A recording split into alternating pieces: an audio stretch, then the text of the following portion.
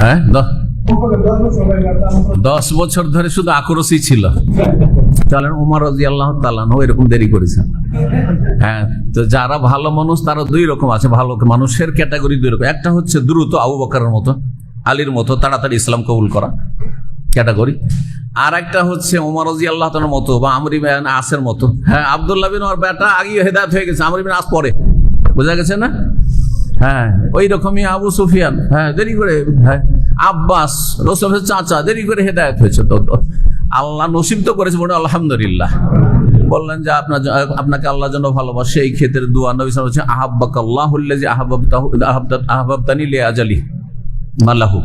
যেই জন্য যেই স্বার্থে আপনি আমাকে ভালোবাসেন সেই স্বার্থে জন্য আল্লাহ আপনাকে, মানে আল্লাহর দিনের জন্য ভালোবাসেন, আল্লাহর দিনের জন্য, দুনিয়ার কোনো গরজ নেই, আল্লাহ যেন আপনাকে ভালোবাসেন।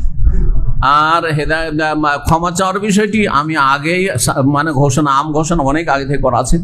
কেউ যদি হেদায়েত হয়ে যায় তো ওকে মাফ করা আছে। আমাকে গাল দিয়ে যাই বলুক না কেন, কাফেরও যদি বলে, হ্যাঁ বলেছে, অনেকে বলেছে, কাফেরদের এজেন্টও বলেছে, যদি সে হেদায়েত হয়ে যায় তো মাফ করা আছে তাকে, আল্লাহর স্বার্থে, আল্লাহর সন্তুষ্টির জন্য, দিনের স্বার্থে। কিন্তু সে যদি সীমা লঙ্ঘন করে আর হেদায়েত না হয় তো ওকে মাফ নেই।